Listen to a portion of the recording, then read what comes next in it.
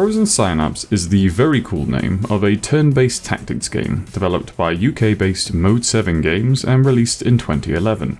I'll go into the story more later, but the basic premise in terms of gameplay is this. You order these little green soldier guys around. You tell them when to move, when to aim, to duck, wait, focus, and when to ignore. The three main units wield either a machine gun, a shotgun, or a sniper, and, unless told otherwise, they will shoot any of these little red soldier guys on sight. The two specialist units wielding either a grenade launcher or a rocket launcher have to be told where and when to shoot. The feature that makes this game stand out from others of its genre is that your orders will be carried out simultaneously with the enemies. Most turns last 5 seconds, and you need to use the planning phase to not only give orders to your units, but also to plan out what you believe the enemy is going to do so that you can be confident your plan will work. Not sure what your enemy is going to do? Well, that's fair enough. There are any number of things your enemy could do, in which case you're going to need to plan out multiple scenarios and find the right balance between risk and reward that has the best possible chance of ending with your success. Personally, I think it's a genius idea that I'm surprised no one other than Mode 7 themselves appear to have tried to replicate. It makes you feel like a super intelligent AI that has the capacity to analyze multiple scenarios, considering all of the eventualities, before settling on a course of action. Of course, the reality is often a bit more... How did I not see that? Still, the devs added in the very nice touch of allowing you to watch a full, seamless replay of the level without the 5-second breaks, giving the impression that the decisions you agonized over for minutes were made in nanoseconds. And just because the types of orders you give are very simple, doesn't mean that there's no capacity for more complex strategy. Choosing when and where a unit should engage the enemy is something you will need to consider every turn. There are many occasions where it is more prudent to have your units ignore the enemy so that they can charge towards cover and re-emerge from a more advantageous position. Have you ever watched that scene in Band of Brothers where Lipton sprints out into the open to distract a German sniper so that Shifty can pop out from behind cover and kill him? That's a valid strategy in this game. There was one particular moment when I was playing where I realised two of my MGs were in danger of getting wiped out by an enemy shotgun that had made it into close range of their position. They wouldn't be able to run away faster than he could approach them, but to sit and wait would likely result in at least one of their deaths. So what did I do? I had one of the MGs sprint through the shotgun's line of sight to then duck behind cover. It was just enough time for the shotgun to stop and aim, but not quite enough time to actually fire, giving my other MG a crucial half-second to pop up from behind the same piece of cover and kill the shotgun before he could continue into range. Nice. I can tell you, it was extremely satisfying to watch, as it often is in this game when your plan comes together. Of course, this can screw you over as well. I was puzzled as to why my MG, standing still and aiming, had lost to an enemy MG running round a corner. It was only when I watched the zoomed out footage back and realised that my guy had caught sight of another enemy on the far side of the map and therefore hadn't been ready for the one barreling towards him. What's really smart about this system is that 99% of the time, that 1% accounts for bugs, which I'll get to in a moment, if you guess your enemy's actions correctly in the simulation, then the result will be the same. Engagements are won or lost loosely based on a rock, paper, scissors system, with shotguns winning at close range, MGs winning at mid-range, and snipers winning at long range. Obviously, the grenade launchers and RPGs sit outside of this system as they don't enter automatically into firefights, so with them it's all the more important that you predict where the enemy units are going to be so you can catch them in an explosion. But I say loosely based because other factors, such as if a unit is moving or standing still, if they're aiming or not, if they're in cover, can affect the outcome, and you can't always assume you will know who will win. It's why testing multiple scenarios out is so important. For example, I might think that my sniper is safe because he's covering a long angle. But when an enemy MG steps into his line of sight and is able to kill my sniper first, I have no right to complain. Oh, what? The effective ranges of each unit can be murky, and if I had just taken a few seconds to test for an entirely predictable outcome, then that sniper would still be alive today, maybe. Of course, it's not totally free from imperfections. I did run into a few bugs. The strangest one was without a doubt watching the result of a turn play out fine and then being told I'd lost. Trying to work out what had happened, I rewatched the result and something totally different played out. Still, I should stress that none of the bugs I encountered were game-breaking. The enemy AI can make some baffling decisions. There was one occasion where I was in real trouble attempting to defend a zone with a sniper and MG at close range against a shotgun. According to my simulations, all the shotgun had to do was charge into the zone and I would be powerless to stop him. When I primed my turn, I had pretty much accepted I was about to lose. And then the shotgun just walked around the zone, allowing my MG to pick him off.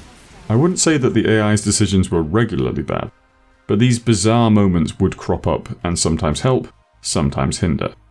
This was doubly frustrating when it came to enemy RPGs, as trying to predict where they were likely to fire their rockets over the next 5 seconds was next to impossible, and this made missions that featured a number of enemy RPGs some of the most annoying to get through.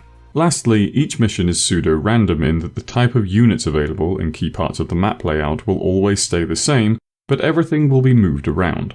Now, I actually like this approach because it means you're not just going through the motions, repeating what you did previously each time you have to redo a mission. It keeps things fresh, it keeps things interesting. However, it is a fact that sometimes units can spawn in such poor positions that it's impossible for them to survive even the first turn without the aid of those aforementioned dodgy AI decisions. In the later missions this can be particularly dire, as losing a unit straight away before it can have any effect can seriously tip the odds against you. Something that might initially put people off is the visual design. To describe it as minimalistic would be an understatement. The environment is entirely made up of straight rectangles that are either full-size or half-size depending on whether they are dark or light blue. The units are just as simple. The green ones are your guys, the red ones are the bad guys. The yellow ones are allies, but they tend to just die straight away. The light blue ones are civilians, but they tend to just run away. For gameplay purposes, it's totally functional, and frankly, I don't think it takes anything away from the game. It's clean, it's uncluttered, it's not like it's ugly. I'm not saying I wish all games were stripped down to the bones like this, but for the aesthetic of Frozen Synapse, it works well.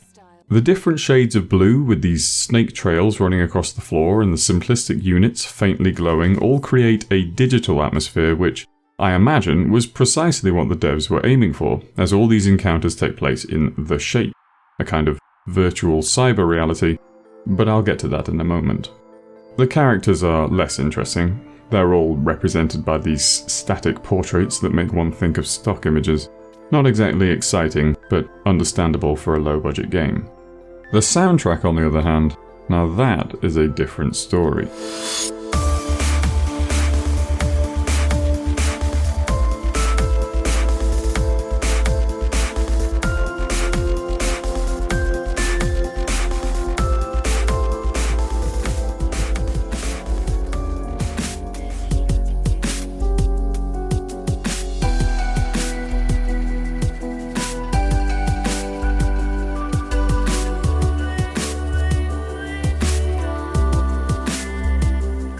Composed by Nervous_Test-Pilot, the alias of one of Mode 7's co-founders Paul Kilduff-Taylor, the soundtrack has won acclaim and stands out perhaps even more than the game itself. It is an energetic, exciting, somewhat ominous collection that not only fits in with the overall sci-fi setting, but also underlines the high-stakes tension of each encounter. Despite only having 11 tracks, it finds that perfect balance where you're always aware of the music in the background.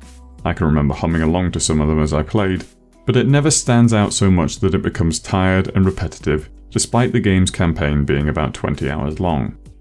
It's a soundtrack I'm still listening to on Spotify, and I imagine I will continue to do so. Now, I was going to go over the story beats, but I've decided not to primarily because it's not told in a very interesting way, and that would end up being reflected in the footage. Instead, I'll just give you my thoughts without spoiling too much. The story is entirely told through dialogue boxes and text documents. It doesn't use gameplay, or, apart from the beginning and the end, and even then they barely count, cutscenes. Now don't get me wrong, I like to read, but apart from the fighting, you're basically just being told what is happening.